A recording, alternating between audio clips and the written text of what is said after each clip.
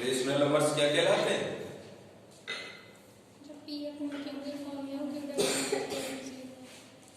Defined with P upon Q and Q does not equal to 0, that is called rational numbers. Set के रूप में define करें तो किसका ये सबसेट होता है?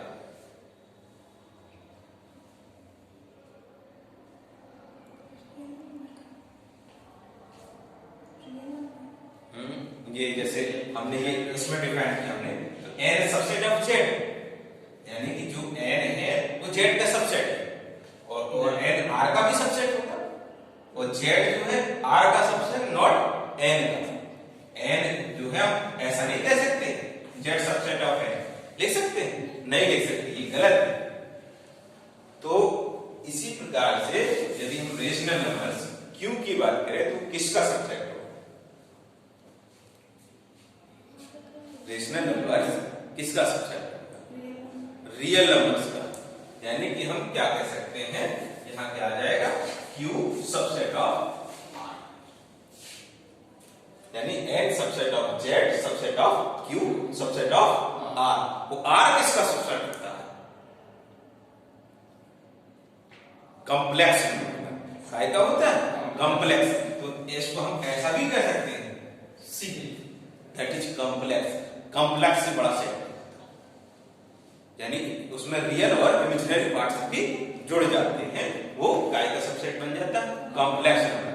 यानी n subset of z subset of r, यानी q, और q subset of r, r subset of c। क्या लिख दिया आपने? Rational numbers. और जैसे हमारा आपका अभी बताया हमने इंटीजर्स के बारे में, तो इंटीजर्स जो है कौन सी प्रॉपर्टी फॉलो करता है?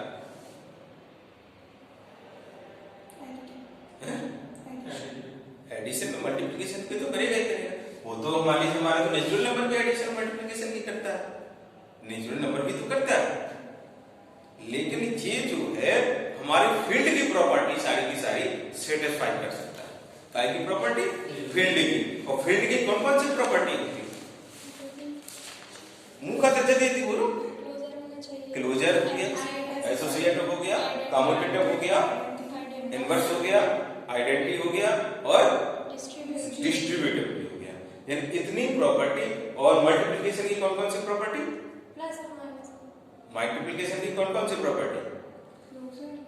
क्लोजर हो गया, कम्यूटेटिव हो गया, आइडेंटिटी हो गया, इनवर्स हो गया, एसोसिएटिव तो बता दिया। आइडेंटिटी नहीं होती क्या? होती है ना, तो वो भी हो गया। तो जानिए कि जो इंटीजर्स है वो हमारी फील्ड की प्रॉपर्टी सारी की सारी सेटिस्फाई कर सकता है। अगली हेडिंग कर लो, rational numbers. Rational, the set of rational numbers, the set of rational numbers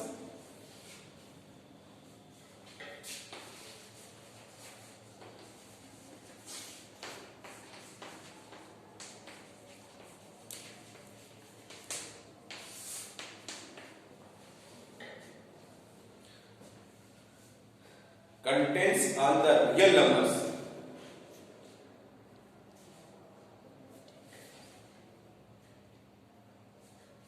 of the form P upon Q.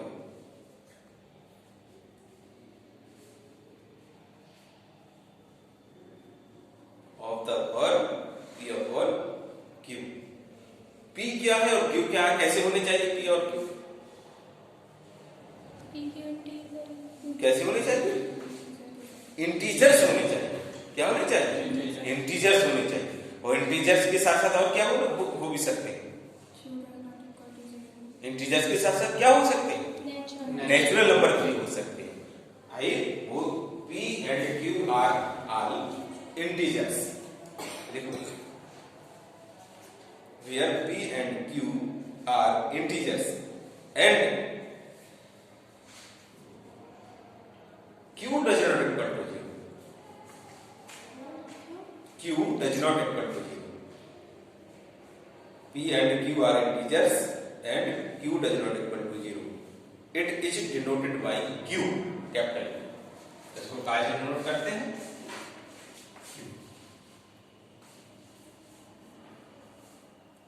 क्योंकि यदि हम कह दें P और Q इंटीजर्स है, तो इंटीजर्स में हमारा जीरो भी आता, तो इसने आगे डिफाइन कर दिया Q does not equal to Q जो है जीरो नहीं हो सकता।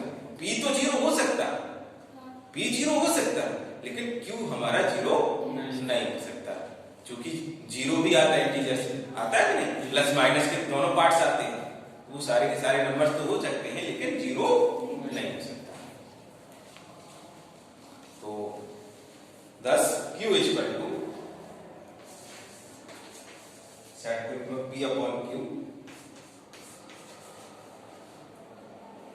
such that P, Q belongs to Z, Q does not equal to G। ये आपकी डेफिनेशन है।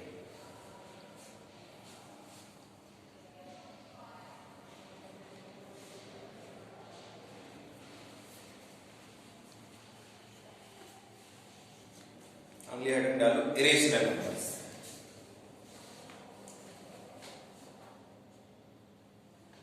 रेशनल का हिंदी जानते हो?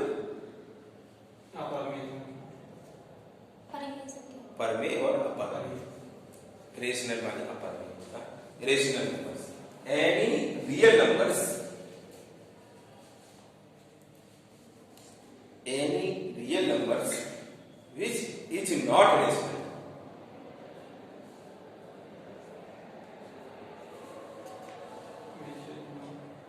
which is not rational is called an irrational numbers।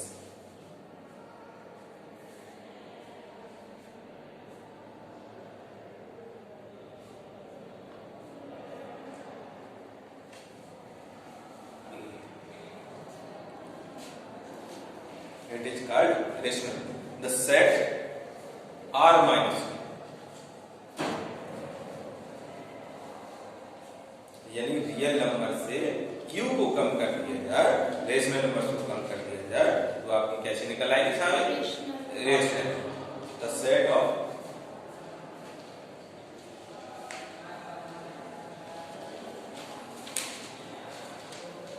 क्या लिखा है?